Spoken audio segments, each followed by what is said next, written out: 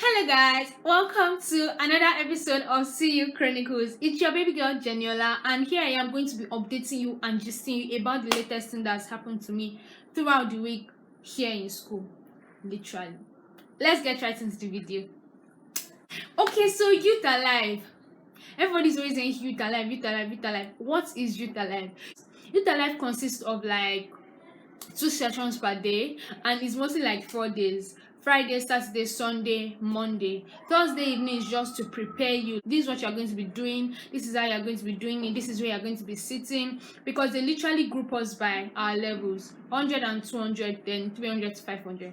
But this time around they grouped us like 200 to 500, and then 100 level is separate because they started Omega semester late, yeah, so like they have to keep up with what they've been doing, but we started earlier, so we have time for Youth Alive according to them. Attendance is compulsory. If you miss Youth Alive, it might affect you writing exams, it might affect your class attendance, you might go home for suspension depending on how their mood is. Literally, that's what Youth Alive is. Youth Alive is actually like an Easter program when most people go home, but Covenant University students stay in school and they go for church programs. Can I put it that way? But they are actually very insightful but stressful. So you guys should just get ready even if you are coming to Covenant University. Youth Alive is one of the most anticipated Easter programs in Covenant University. Do you want to know why? Youth Alive has to do with a lot of tension, it has to do with a lot of stress, it has to do with a lot of keeping of seats, it has to do with a lot of programs, and Papa is coming. The founder of our school, Bishop David Oyedepo, is always available, so we have to make ourselves there unless we are playing with our studentship. So literally, we have to be there. That's why Youth Alive is one of the most anticipated programs. Funny things are, you just see different people keeping seats with different things. Some people can use cord, can use charger cord, they can use tie just to keep a whole row. Some people can use different sheets of paper to keep a row. Some people can keep some people can keep a whole elevation for their floor mates. I don't know if they are the caretakers or if they are the queen of the floor. I don't get. They're just keeping the floor for their roommates or for anybody they know. I even like the rule that student council made, like if you are keeping anything for anybody, please just remove it. Like they were literally seizing stuff, because you know that this is an event where everybody has to sit down, then you are keeping seats for your whole generation. Make it make sense. I don't get it. I actually don't get it. So like, it's bad behavior. Like you can keep a row, that's reasonable, but you're keeping like 3 to 4 rows with ridiculous things, bro. We shifted bags though, I'm not even going to lie, because we had to sit down. Big girl will not sit down. Big girl, like, we are the elite, we can't stand. No, we can't do that. We can't. No, but literally, seriously, it's not good behavior. Why not that? They should come early too, if that's how I want to do it. So people that come early will not get it. Why? Like, I came early, so I should get a seat. Like, don't even use politics or connection to this thing, because everybody literally needs to sit down, and we all know that. So don't do such, please don't. That's a bad habit. You guys should stop that.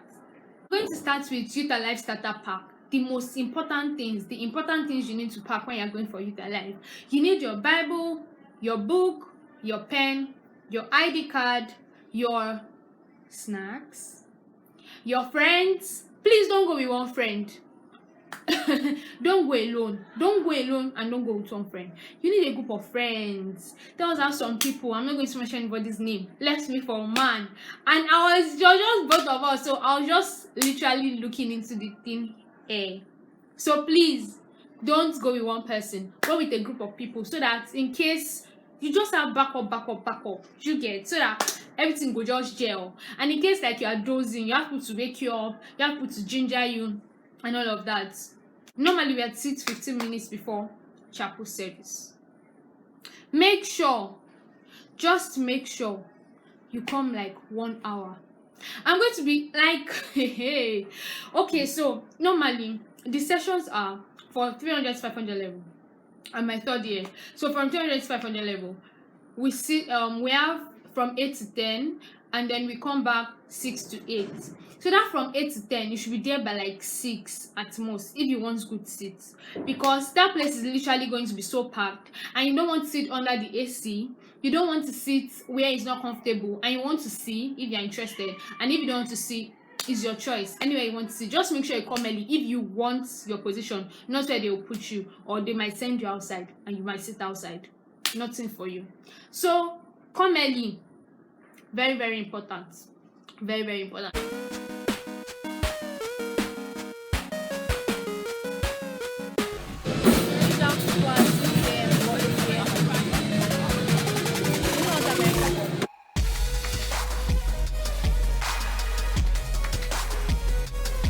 Now this one is angry because of 6 a.m.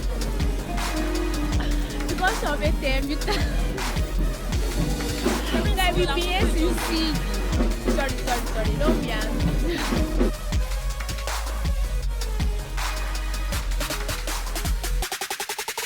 And let us go by 8:58. You guys can see this.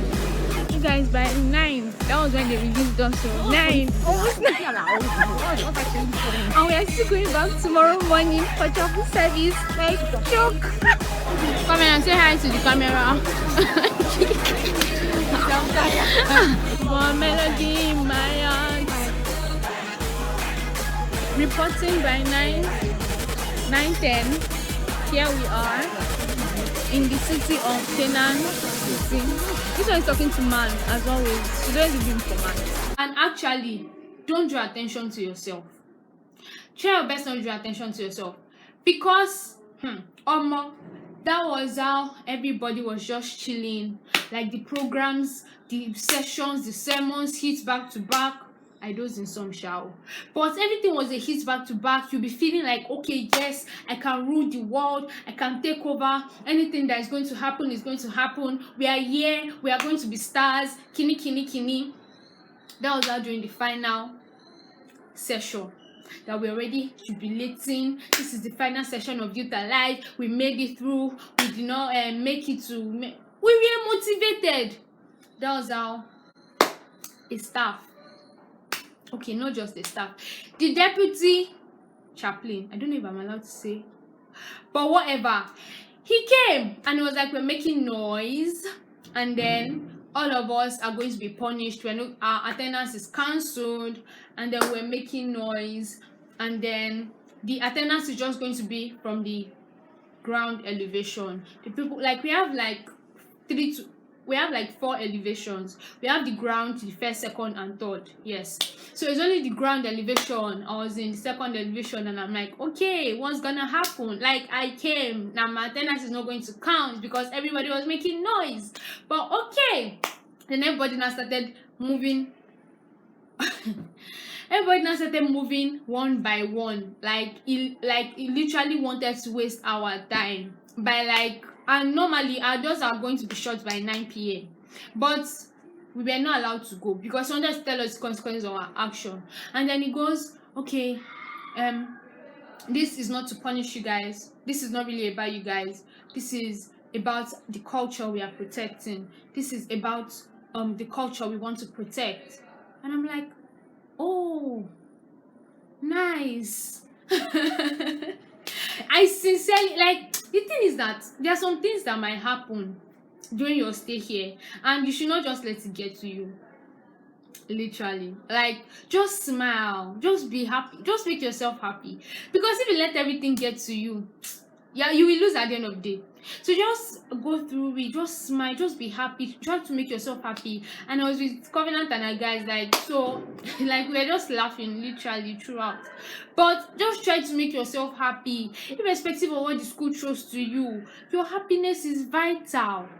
Even though the innocent will suffer with the guilty in some circumstances, but your happiness is still vital. Your mental health, it should be your number one priority. Literally, that was what we were going through. But like to 9, you know, like 6 to 8, we'll have gotten there by like 5, because 100 level students, like their session is 3 to 5. So like we'll get there by like 5 to get correct seats. So from 5 to past 8, then that was how he said someone should come out and tell us good reason. Someone that is responsible should come out and give us good reason why, what I should do to you guys that did not sign attendance. And then this guy was coming, black, see you bad boy starter pack, everything sleek. He was looking so responsible and all. And the guy was marching out, and then people at the back were clapping, they were giving him energy, they were I was sincerely just laughing throughout because everybody was literally drained. But what are we going to do? Nothing. We can't do anything. Literally. So they were clapping for him.